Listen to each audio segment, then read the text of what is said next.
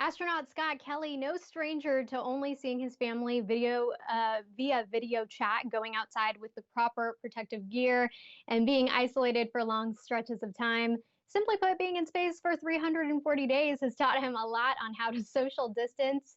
He's now joining the AARP Foundation and United Health Foundation to combat social isolation that many are facing due to this pandemic. And joining us now is former astronaut Scott Kelly. Scott, welcome to the show. Thank you so much for joining us. It's a pleasure to have you. Want to know what lessons you've learned while in space that you can now share with those who are struggling with social isolation during this pandemic? Yeah, thanks for having me. I think the biggest lesson I learned is that even though you're isolated, you don't have to be alone. There are things that you can do, actions you can take to connect with people because, social isolation, especially for older adults, can lead to loneliness and depression, which is it's a public health threat. So I'm happy to partner with the AARP Foundation and United Health to get the word out that there are resources out there for people to use if they're having issues. That's fantastic, especially because we know social isolation is affecting up to three-quarters of American adults right now, according to studies, and it can be worse for your health than obesity. So, what are some of the health issues that come with feeling socially isolated?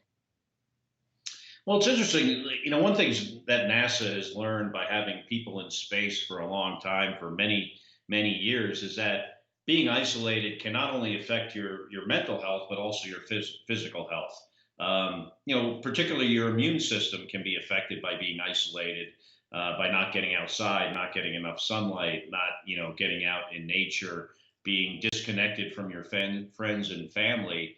And like you said, it could be worse for your health than smoking or obesity.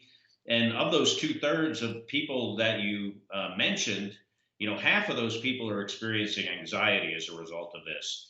And, even though we're very happy to go to a doctor when we are, feeling physically unwell, only 11% of those people that are now feeling isolated are going to seek any kind of mental health because for whatever reason we have this stigma of all that involves going to seek treatment if you're experiencing some mental health issues.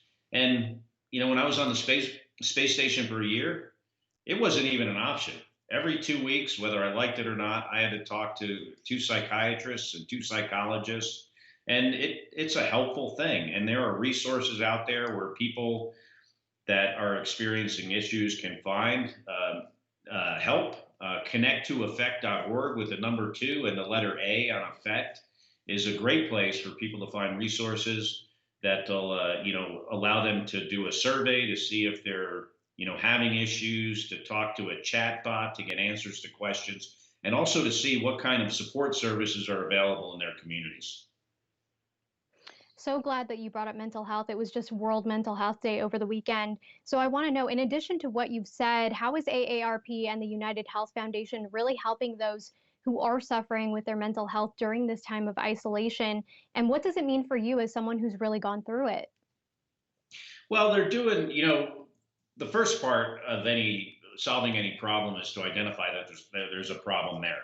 So they did a large survey, a study that came up with a lot of facts that, in some cases we've already mentioned, but then letting people know that, hey, this is an issue. Here are ways to solve it. There's no stigma around going out and getting help.